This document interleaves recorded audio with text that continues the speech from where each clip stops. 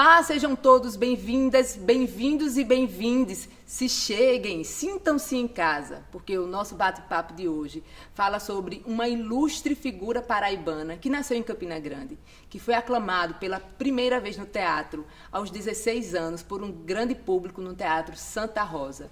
Já foi locutor da nossa rádio, a Rádio Tabajara, e dá nome a esse teatro que eu tenho tanto carinho, Teatro Paulo Pontes. É isso, gente. Hoje a gente está lançando a segunda edição desse livro aqui, ó. Paulo Pontes, A Arte das Coisas Sabidas, de Paulo Vieira, que está aqui ao meu lado. Paulo é dramaturgo, ator, diretor, autor, pesquisador. O que mais, Paulo? Uma infinidade aí, eu não tenho nem como lhe acreditar, porque, gente, esse homem é tanta coisa na área do teatro. O teatro da Paraíba, o teatro do Brasil, ele entende de cabo a rabo. Paulo, para começar, esse livro de Paulo Pontes é um resultado de uma pesquisa tua de mestrado, e a segunda edição. Como é que surgiu esse interesse para estudar a vida e a obra de Paulo Pontes? Oi. Isso se deveu às conversas que nós tínhamos, eu, Edinaldo Egito, Fernando Teixeira, o William de Assis, no Jardim do Teatro Santa Rosa, em que a gente falava de que nós não tínhamos um livro de história, um livro que tratasse da história do teatro na Paraíba. O que tínhamos era o de Valfredo Rodrigues, né, Só a Saudade Perdura, mas que é muito mais um livro de memórias afetivas do Valderez do que propriamente um livro de história. Era também um momento que eu tinha entrado na universidade como professor do curso do Departamento de Arte em Campina Grande, e o ambiente acadêmico propicia uma pesquisa acadêmica, obviamente, e nesse caso eu direcionei para o teatro. A pós-graduação no Brasil era uma coisa ainda muito nova, só existia na USP, pós-graduação em teatro, que eu quero dizer, só existia na USP.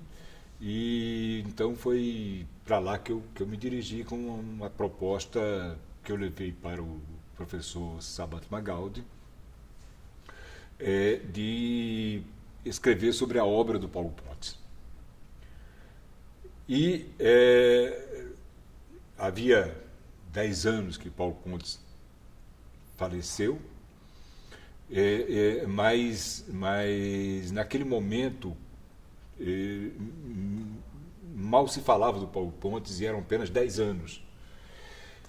E, a partir das leituras do Paulo Pontes, a partir da nossa própria vivência de brasileiro, um país de pouca memória histórica, eu comecei a entender que a importância que o Paulo Pontes teve para o teatro brasileiro, para a cultura brasileira como um todo, na década de 70, essa história se perderia se ela não fosse contada. E ela, para ser contada, eu precisaria mesclar a biografia do Paulo Pontes, mesmo que não seja uma biografia detalhada, mas que dê uma ideia da formação intelectual e artística do Paulo Pontes, com a história do país vivida por Paulo Pontes, e mesclar isso e trazer isto para dentro da sua obra. A sua própria obra reflete cada momento político, econômico e social que o país viveu, e isso faz um encaixe muito perfeito do ponto de vista narrativo. Então foi isso, eu propus isso para o Sábato, e o Sábato super aceitou e orientou o projeto do princípio ao fim. Desenvolvido, portanto, na USP, que gerou esse livro, que está na segunda edição. Está sendo lançado pela editora A União, que é do Estado, né, faz parte da EPC, Empresa Paraibana de Comunicação, em parceria com a FUNESC e Fundação Espaço Cultural. Eu queria aproveitar esse momento e chamar uma falinha da diretora-presidente da EPC, Nana Garcês. A empresa paraibana de comunicação, com o fato de possuir dentro dela a editora A União, tem a possibilidade de resgatar os talentos da Paraíba, seja no teatro, seja na literatura, seja também no universo infantil. Paulo Pontes, para além de seu nome de teatro, ele tem uma obra rica que realmente anda um pouco esquecida. Então, ao reeditar o livro de Paulo Vieira, Paulo Pontes, A Arte das Coisas Sabidas, nós estamos indo para além do teatro em si. Ele foi da Rádio Tabajara, que também é um setor da empresa paraibana de comunicação, esteve no Rio de Janeiro, voltou à Paraíba, mas na sua curta vida, porque ele nasceu em 1940 e faleceu em 1976, em apenas 36 anos de vida, ele teve uma presença forte não só na dramaturgia paraibana, como também na dramaturgia nacional. Daí ser tão conhecida a peça Gota d'Água. No caso da dramaturgia paraibana, uma das últimas vezes que ele esteve aqui foi para participar de um curso de dramaturgia no Festival de Arte de Areia. Então, falar de Paulo Pontes é sim uma maneira de fortalecer a cultura paraibana. A parceria para essa segunda edição do livro sobre Paulo Pontes, A Arte das Coisas Sabidas, é mais uma feliz parceria da editora União, que é parte da empresa paraibana de comunicação, com a FUNESC, que reeditou um livro super necessário para a gente conhecer a trajetória de um paraibano que fez história no teatro brasileiro e que, apesar da importância que ele tem na cena cultural nacional, ainda é pouco conhecido pelo grande público, mesmo tendo o nome de um teatro aqui, mas muita gente ainda não conhece. Eu mesmo tive a oportunidade de conhecer muito sobre Paulo Pontes através desse livro de Paulo Vieira. Esse livro fala de um personagem emblemático que fez história e ele vai além do personagem, ele conta fatos marcantes dos anos de chumbo, de 64 até o assassinato do estudante Edson Luiz, em 68. Então, é um registro histórico também desses anos de ditadura militar no Brasil. Ele está à venda na editora União por R$ 34,90, pelo número 3218-6500, ou então na Avenida Chesf, sem número, bairro das Indústrias. Foi um prazer fazer parte desse projeto. Paulo, eu estava vendo aqui como é elaborado o esquema do teu livro. Primeiro você traz a biografia de Paulo Pontes, depois você traz um recorte histórico. Como é que você trabalha esses dois cenários para que eles dialoguem e tentem trazer o resultado que você passa através dessa obra? É porque um está contido no outro, né? A biografia do Paulo está contida no tempo que ele viveu. E aí, e o tempo que ele viveu é reflexo e reflexão da sua própria obra. Então, fazer esse encontro não é muito complicado assim, vamos dizer, né? Criar uma narrativa. E nesse sentido, a obra é uma narrativa sobre o Paulo Pontes, sobre o tempo vivido pelo Paulo Pontes e sobre a obra dele, como essa obra reflete o seu momento. A gente estava conversando aqui nos bastidores e eu falei para você que às vezes quando eu escuto a frase seria trágico se não fosse cômico e vice-versa. E aí a gente lembra muito dos roteiros de Paulo Pontes. Queria aproveitar sobre isso, chamar Zé Bezerra, amigo de Paulo Pontes e grande apaixonado pelo teatro. Digo sem medo de errar que Paulo Pontes foi o teatrólogo que colocou no palco o homem brasileiro. Não o homem neurotizado, como os personagens de Nelson Rodrigues, nem tampouco aquele homem, o suburbano, o agricultor que vem do mato com suas cargas enormes de reivindicação social e de misticismo, etc, etc. Não, Paulo Pontes botou no palco o homem brasileiro, o pedreiro, o entregador de pão, o pãozeiro, o guarda, o vigia, o soldado, etc, etc. E com ele desenvolveu tragédias, tragicomédias incrivelmente grandes, mostrando quanto a sociedade é trágica, na medida que ele mostra, por exemplo, em Edifício chamado 200, a tragédia que é o cara perder um bilhete da loteria premiado bom, só isso já é uma tragédia enorme para uma pessoa de vida difícil, de uma pessoa pobre, perder um bilhete premiado da loteria. Pronto. Em cima disso, ele construiu aquela beleza que é o edifício chamado 200 e culminou o estudo, vamos dizer assim, da alma humana, do comportamento do homem urbano brasileiro com o Gota d'Água. O Gota d'Água realmente é um espetáculo incrível que ele escreveu em parceria com Chico Buarque de Holanda. Sem nenhum barrismo, eu acredito que Paulo Pontes foi o verdadeiro iniciador na fase moderna do verdadeiro teatro brasileiro. Paulo, concorda com o Zé Bezerra, esses personagens comuns de Paulo Pontes? Sim, completamente. Uma tragicomédia, como é que é isso?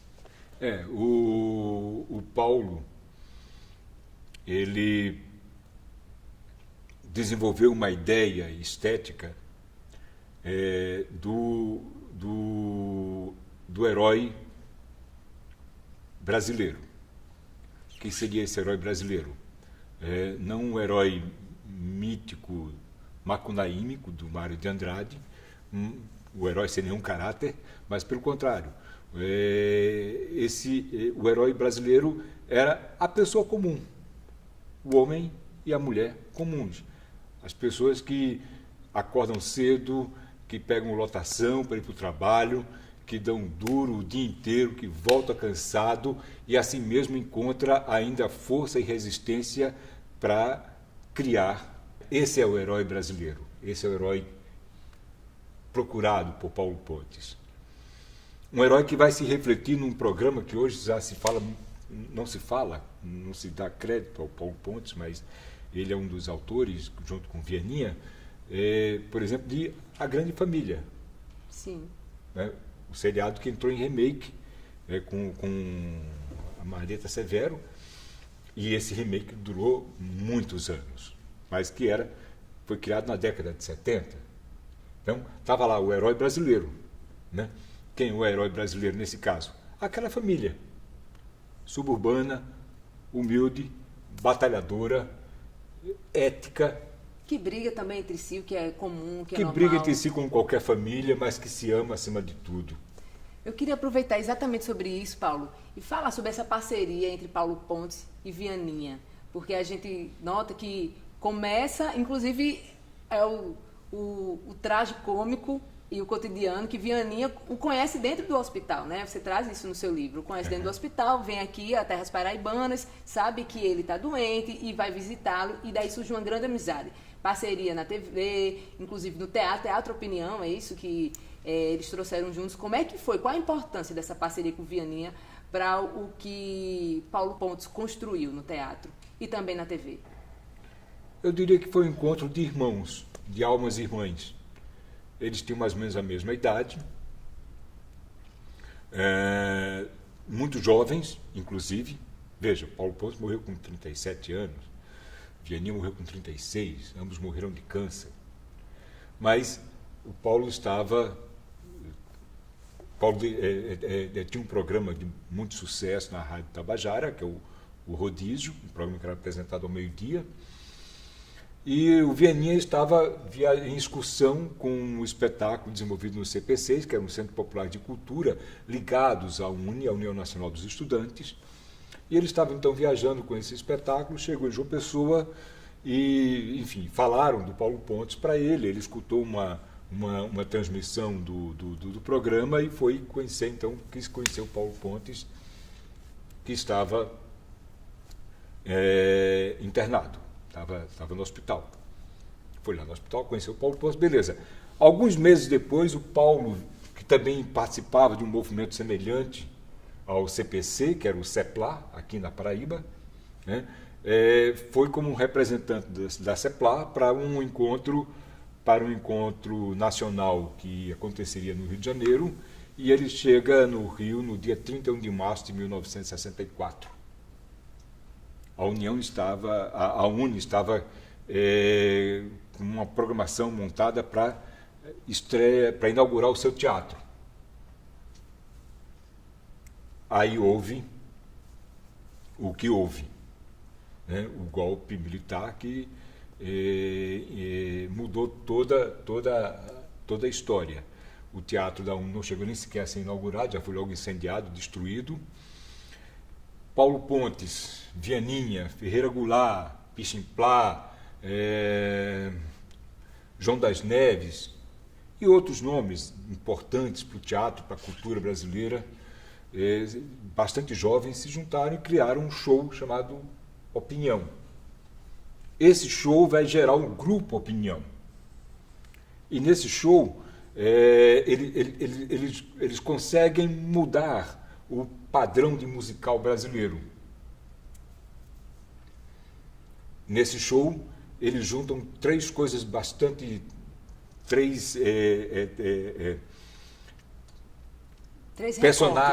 bastante díspares, né?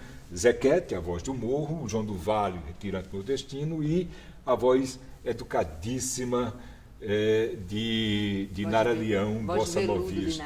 Exatamente.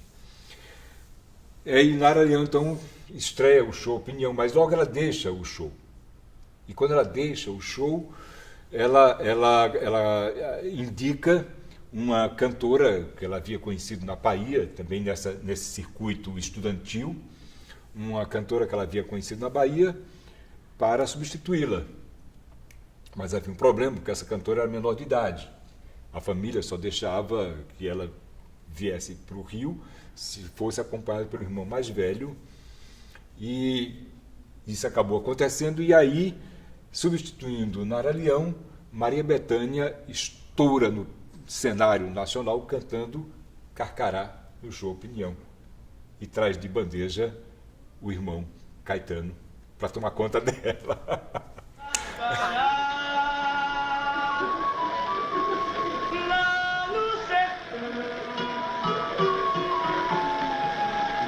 É um bicho que voa que nem avião, é um pássaro malvado, tem um bico volteado que nem gavião.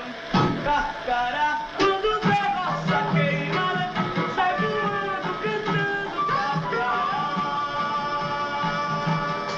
Vai fazer chuva na sala, carcará. Come Zé cobra queimada, quando chega o tempo da invernada, no sertão não tem mais roça queimada. Carcará mesmo assim passa fome, os burrecos que nascem na passada. Carcará pega, mata e come.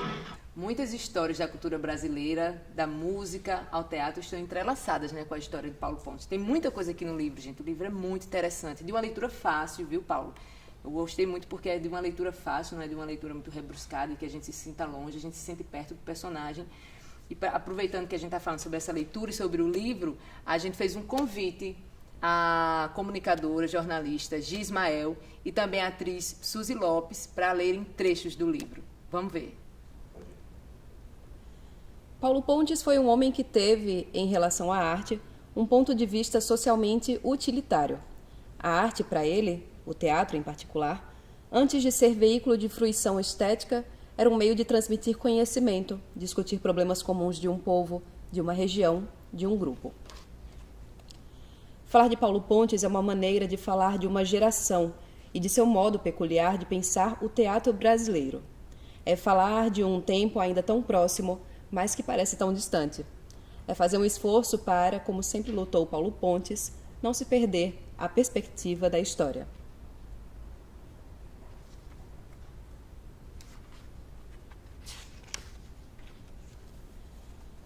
A vida de um homem se constrói também por mitos. O espaço que sobra entre os mitos, os fatos e a memória, para a história, é um espaço de ficção, onde a arte atua refazendo o tempo perdido. Depois daquela noite de estreia da peça montada pelo Teatro do Estudante, em que Paulo Pontes, um garoto de 16 anos de idade, ganhou a admiração dos atores, sobra um espaço que se segue e que, por falta de suficiente informação, só poderia ser preenchido pela ficção. Não foi o caso. Mas, seguindo os passos cronológicos de Paulo Pontes, em busca dos seus sinais, como um caçador decifrando as marcas da trilha, Vamos dar um salto de 6 anos da sua história e encontrá-lo em 1962, trabalhando na Rádio Tabajara da Paraíba, onde fazia locução, escrevia e apresentava um programa que obtinha grande audiência no horário do meio-dia. Paulo Pontes, ainda muito jovem, tinha descoberto o poder comunicativo do rádio. E como homem essencialmente comunicante que era, ouvia o rádio e ouvia os seus ídolos, buscando aprender a especificidade da sua linguagem. Era no rádio, como posteriormente seria no teatro e na televisão, um autodidata. Em seguida, o trecho é uma citação de Paulo Pontes em entrevista a Márcia Guimarães no jornal Última Hora, em 1976. É preciso aprender a perceber em cada instante da história aquilo que ela tem de permanente. Aprender a ver o passado de uma forma histórica. Aprender a tirar do passado aquilo que ele pode dar. Aprender a fazer com que o passado se contente no presente. A história não é um constante nascer do nada. É desenvolvimento. É acrescentar alguma coisa ao que já foi feito. É assim que o processo se desenrola e se enriquece. Se você estiver permanentemente derrubando o passado e inventando o novo, você não está fazendo história. Está fazendo um jogo de quebra-cabeças. Então, porque não tivemos o direito à nossa história, de repente, não tivemos meio de evitar que o nosso teatro se desligasse do seu povo. Tudo o que escrevo é muito simples. O material que eu uso é de lixo, é a rua, é o material pobre. Agora, o que é sofisticado é a elaboração do conteúdo. Demoro meses e meses nessa elaboração, tomando conhecimento da complexidade do fenômeno, mas só trabalho com a temática da maioria. A dramaturgia confessional das personagens de exceção não me interessa.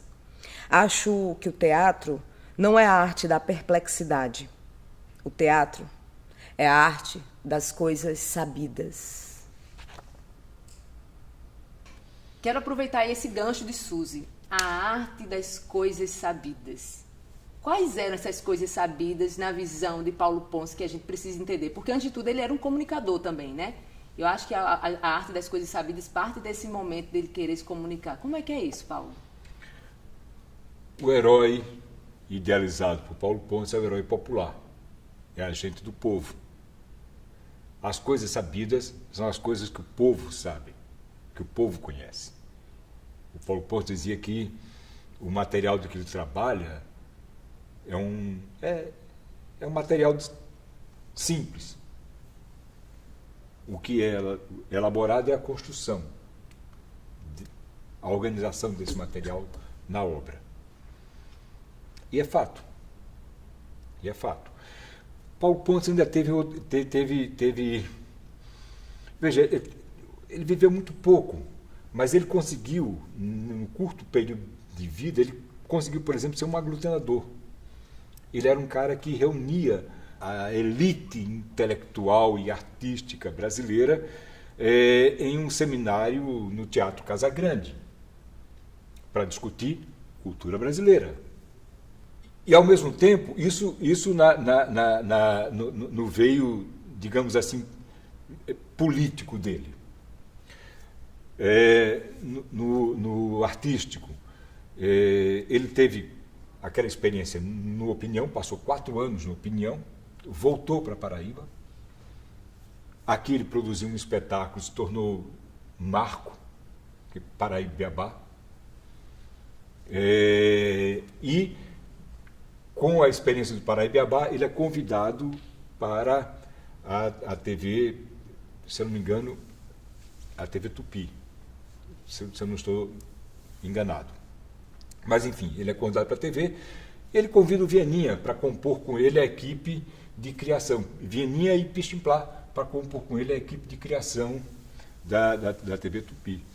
Lá eles fazem grandes programas. Mas no teatro, especificamente, de volta ao Rio, ele escreve uma comédia chamada, um edifício chamado 200, que era o número de um prédio na Rua Barata Ribeiro 200.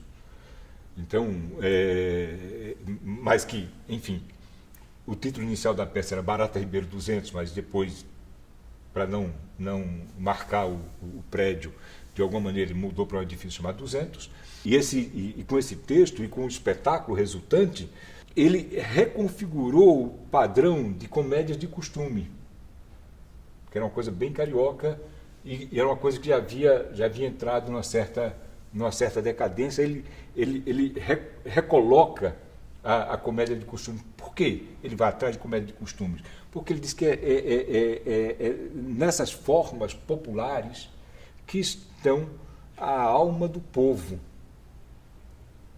E essas formas estavam perdendo terreno, porque já não conseguiam atualizar a temática, que é o que o Paulo Pontes faz no edifício. O grande segredo é esse. E qual era a temática? Naquele momento, início dos anos 70, naquele momento surge a loteria esportiva. Então, a cada domingo o Brasil acompanhava, todo mundo jogava e acompanhava o resultado do jogo que a zebrinha ia cantando no final da noite do domingo. Isso virou uma febre nacional.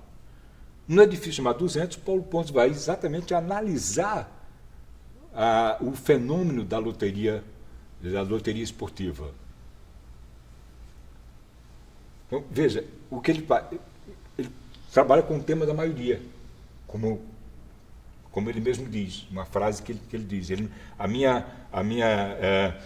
diz em relação à Gota d'Água, ele diz: eu e o Chico temos nossas neuroses, mas preferimos trabalhar com a temática da maioria. Vamos deixar para falar sobre Gota d'Água já, porque agora eu quero convidar Tony Silva, ator, para fazer uma leitura encenada. No teatro, foi difícil fazer um ator dizer essa frase. A vitória da razão é a vitória dos homens racionais. Mas eu não parei de acender o refletor em cima de uma voz para ela gritar num palco que a aventura humana tem sentido. Doutor, eu tenho um eletricista chamado Elias. O senhor não sabe como é que ilumina o teatro. A gente numera os refletores e joga eles de cima do palco conforme o movimento dos atores. Eu gritava: Elias, dá o 18 para aquela hora que o Voisica olhar para o horizonte. Joga o 20 em cima de mim para o velho Efraim dizer que não vai rastejar. Dá toda a luz nos mendigos do Gork. Quando O'Neill mostrar que o ser humano tem coragem de até cheirar sua podridão, você baixa a luz, Elias. Não, Elias, essa não. A luz da velha senhora é aquela de gelatina barro escuro. Dá um close na cara do Papa, quando ele forçar Galileu a abjurar. Olha, Elias, e preste atenção na minha silhueta. Quando eu for terminando a frase, você entra em resistência assim. Apaga-te, débil facho. A vida não é mais do que uma sombra passageira. Um pobre ator pavoneando-se e excitando-se 1 hora sobre o palco e que depois se deixa de ouvir. Vai escurecendo e apaga, Elias. Apaga. Apaga, porque isso era o que dizia Macbeth, quem confundiu o seu destino com o da humanidade. Agora, dá toda a luz até a plateia para falar de Fortinbras no final de Hamlet. Meus nervos não suportam mais. Vamos então agora falar sobre Gota d'Água, uma parceria com o Chico Buarque, que você estava me falando alguns pontos peculiares ali, né? Que Chico Buarque foi fazendo o papel de colocar a métrica, né? Mas aí quando menos se esperou, Paulo Pontes já tinha entendido a informação que Chico queria passar e já estava à frente. Como é que foi isso? Então, nas nossas desmemórias, quando falamos da Gota d'Água, nos vem à memória o nome de Chico Buarque. Esquecemos que Paulo Pontes é o autor e o propositor da obra. Essa obra, por sua vez, tem como base uma outra anterior que foi feita, no caso especial, com a Fernanda Montenegro fazendo o papel da Medeia, escrita pelo Vianinha para televisão. Eu bem garoto, eu lembro de ter assistido esse caso especial. Fernanda Montenegro fazendo a Medeia. Então, daí o Paulo pega algumas ideias do Vianinha, e situa a sua Medéia no morro, assim como Vianney havia situado a Medéia, no caso Paulo Pontes a Joana, perdão, a sua Joana, Medéia, no morro, como Vianney havia situado a Medéia, no caso especial, no morro. Beleza. A partir daí, o Paulo cria uma obra que é completamente diferente da Medéia proposta pelo Vianney, né? Apesar de ter essa inspiração, vamos dizer assim, mas os dois eram unha e carne, trabalhavam muito juntos. Mas a Gota d'Água, ela é uma obra muito exclusiva, talvez não seja a melhor palavra, não tenho encontrado uma outra no momento, mas é uma obra que se diferencia em tudo de todas as Medeias que já foram escritas a partir do referencial que é Eurípides. Mas todas mantêm aquele mesmo, claro, porque é a trajetória da personagem, né? A mulher abandonada pelo marido, que se casa com outra, e em vingança ela acaba matando os filhos, porque sabia que a relação que existia ainda de afetividade era com os filhos, e ela destrói os filhos para destruir tudo. Ela usa os filhos como arma. Como arma. E isso está na Gota d'Água. Agora, na Gota d'Água tem um tema, temática da maioria, tem um tema que não vai estar na Medéia, não vai estar em canto nenhum, que é o da casa própria. Né? Havia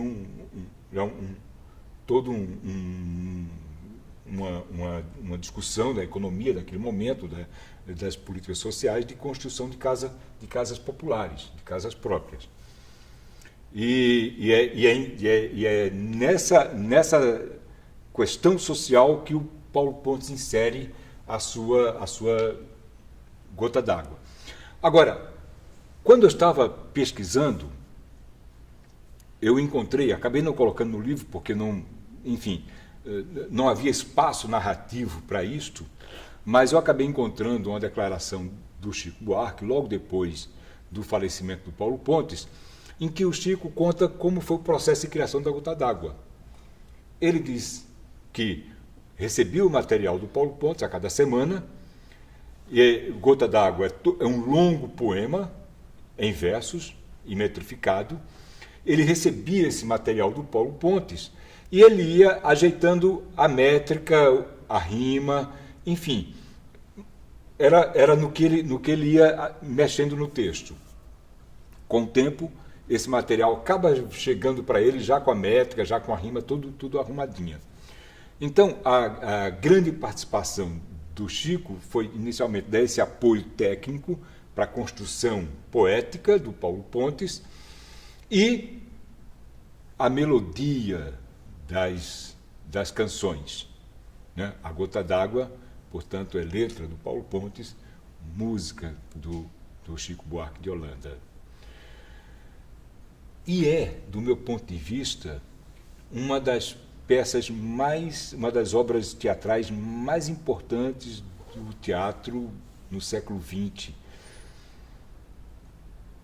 E eu não estou falando do teatro brasileiro, até onde eu conheço, do teatro universal.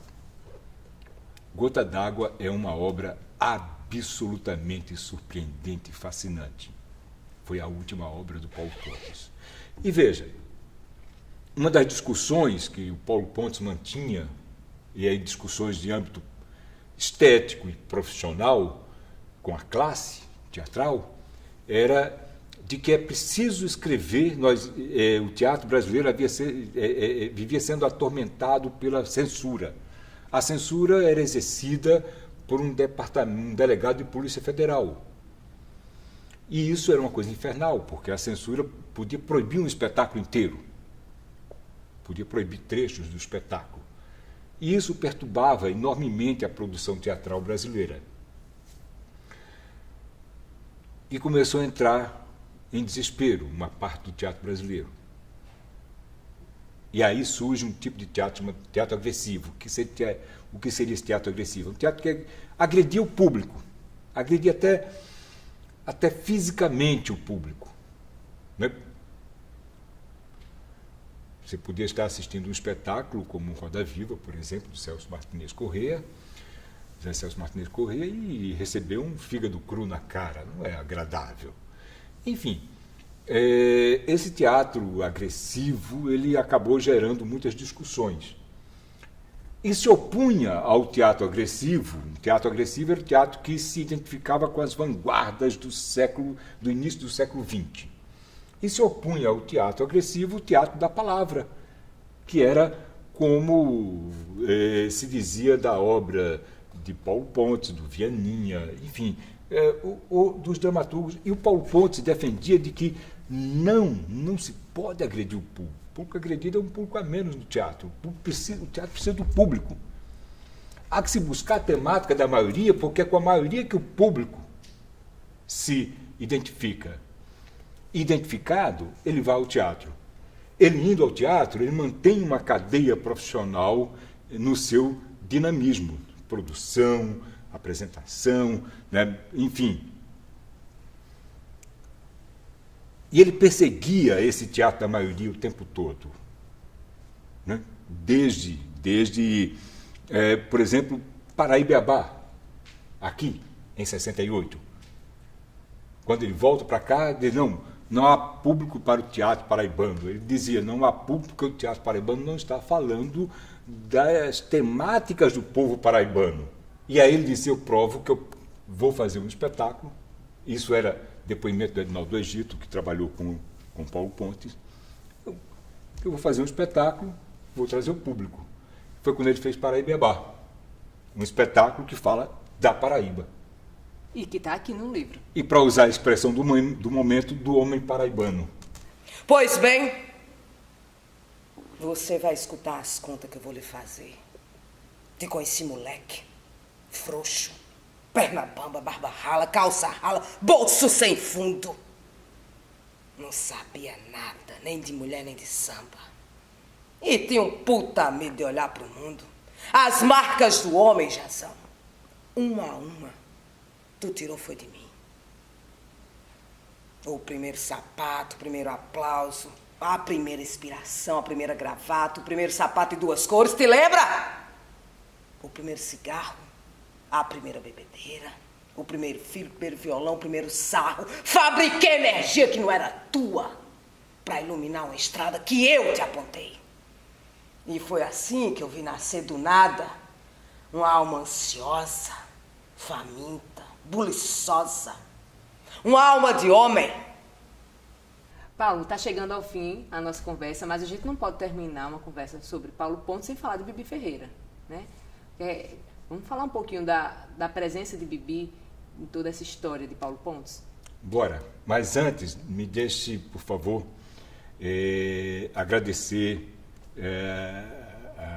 a uma equipe enorme, mas que eu vou resumir em nome de 3 pessoas, na produção desse livro. Né? O Walter Galvão, presidente da FUNESC, na H6, da União, enfim, do complexo da EPC, e Alexandre Macedo, que tratou da edição, enfim. No nome dessas 3 pessoas, eu quero agradecer a toda a gente que trabalhou para a produção do livro.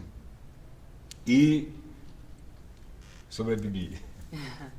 Bibi é uma atriz maravilhosa. Maravilhosa. Era um encanto ver Bibi em cena.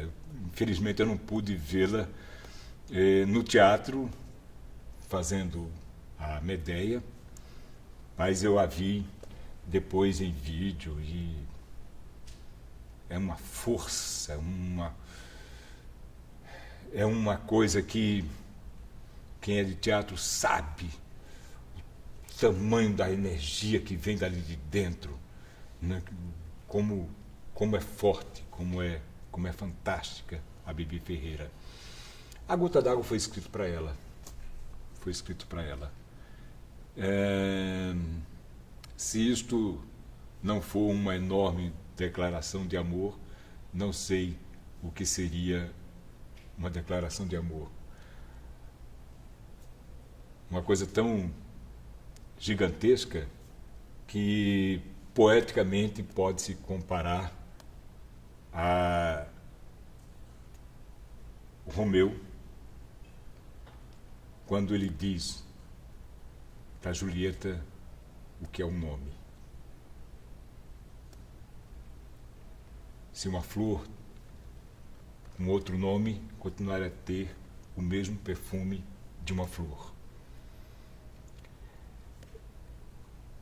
E é isso. A Gota d'Água é a flor do Paulo Pontes para a grande atriz Bibi Ferreira. Maravilha. Paulo, está chegando ao fim nossa conversa. Só quero lembrar que o livro Paulo Pontes, A Arte das Coisas Sabidas, é uma edição especialíssima. Então, as pessoas que quiserem ter acesso, os pesquisadores, as pessoas interessadas na vida de Paulo Pontes e na obra também, podem ter acesso aqui na Biblioteca do Espaço Cultural, né, Paulo? Onde mais as pessoas podem ter acesso? Eu vou ainda não fiz isto, mas eu colocarei na Livraria do Luiz alguns exemplares, né, para quem quiser ter um acesso físico. Essa é uma coisa. Outra coisa é entrar em contato direto comigo, procurar as bibliotecas do Estado. O livro estará lá com certeza. Essa é a boa notícia. O livro vai ser distribuído em todo o estado da Paraíba. E quem vai falar um pouquinho sobre essa distribuição é Cibele Macedo, coordenadora do Sistema Estadual de Bibliotecas Públicas.